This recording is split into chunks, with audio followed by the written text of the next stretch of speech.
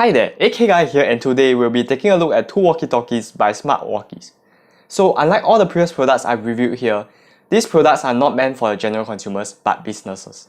Regular walkie-talkies rely on radio transmissions, but Smart Walkie uses mobile data instead.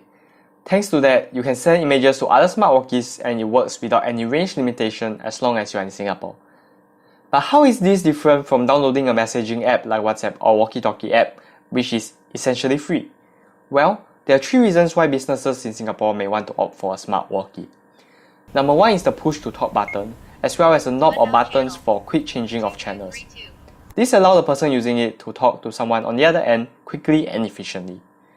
Next, the speakers in these devices can get really loud. Wow, this thing is loud. For something that is meant to be hung beside your waist most of the time, that is really important. Lastly, these devices come with features that will suit the requirements of the users. They are rugged and are designed in a way that you can conveniently use them at work.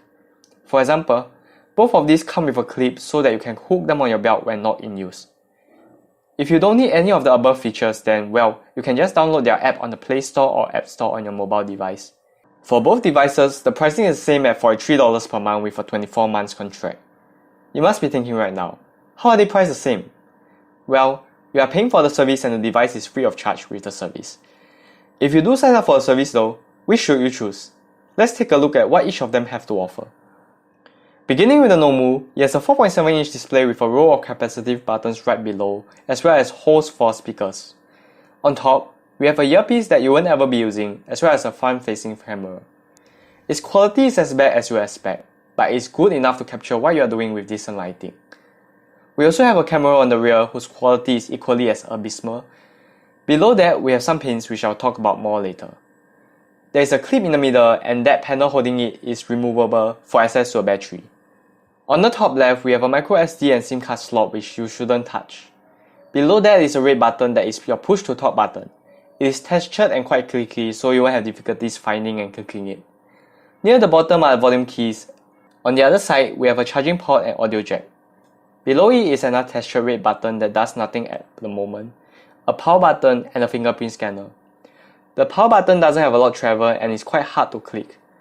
It's also a little too low for my liking. The fingerprint scanner is disabled. On top, we have a radio antenna that isn't in use, an SOS button, as well as a knob for changing frequencies.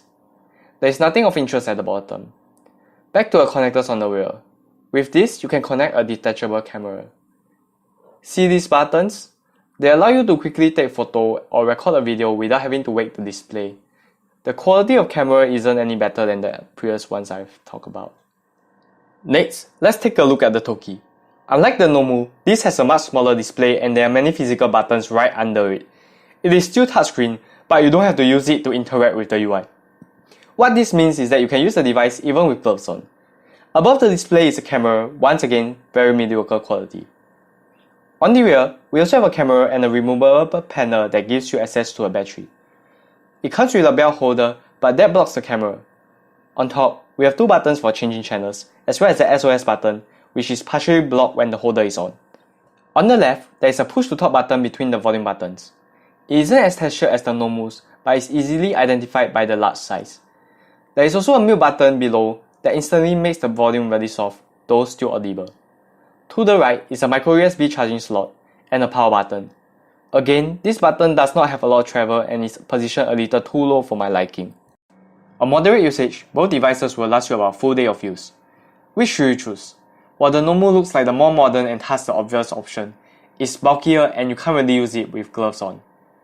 So choose the one that suits your work better. Now to the software. Both of these devices are powered by Android, but they come with a special interface that greatly limits what you can do with it. You can specially request to add apps like WhatsApp if needed, but nothing that uses a ton of data. The home screen interface isn't very polished, but it is usable. Icons are large for easy identification, something I really like. Now to the app. It is called Voice Ping and you can find it in the Google Play Store or the Apple App Store. It comes with a free trial, but that is limited in features and the number of channels you can connect to. So you will want to sign up for the enterprise version, which comes with a free device. The app gets the basic functions of a walkie-talkie right. You can create channels with another Smart Walkie or even as a group. Push either the physical push to talk button or an on-screen button to talk. Release and it will stop recording. You can replay audio if you miss it and even send messages or videos to others.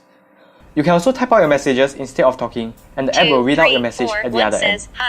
If someone from a channel you are not currently on talks to you, you will be moved to a channel so you can quickly reply the person. If you have set a favorite channel, it will then automatically return to your favorite channel after a few seconds of inactivity. You can mute channels if you don't want to hear from them right now. By enabling the app to run in the background, free users using the app can also hear incoming messages without having to open the app. That said, there's a lot of room for improvements with regards to the app. It works well but isn't very user-friendly. Firstly, it can benefit with some better labeling and organization. The way you tell which channel is set as your favorite channel is that it will always appear as the first icon on the second page. But I wish there was also an icon to indicate that it is your favorite channel. Next, your profile page is buried in the settings, when in my opinion, it should be really somewhere more obvious. Next, I wish there was a faster way to mute a channel instead of having to look into its profile and then mute it from there. Right now, if you hold down a channel icon, shortcuts for talking and playback will appear. Maybe a mute shortcut can be added here too. Lastly, I feel that the favorite channel system should be replaced with something more flexible. Here's my suggestion. Assign a button that rotates between these three modes: unlock, lock and mute others. This can be a single click on the push to talk button or even the unused red button on the no mode. In unlock mode, the device will behave like there is no favorite device, switching automatically to the last channel that talks. When the user switches to lock mode, it will set the current channel as the favorite channel. So when someone talks to you from another channel, you'll be switched to their channel and after a few seconds of inactivity, you'll be returned back to your favorite channel. The last mode, lock and mute others, would temporarily mute all other channels so they do not interrupt your conversation on your current channel. Is the Smart Walkie a good walkie-talkie solution? No doubts. Even though there is still room for improvements, it does everything you expect from a walkie-talkie well, plus more. But the question you should be asking is, do you really need such an intelligent walkie-talkie? So that's the end of this review. If you like this video, do leave a like on my Facebook page and subscribe to my YouTube channel. Goodbye.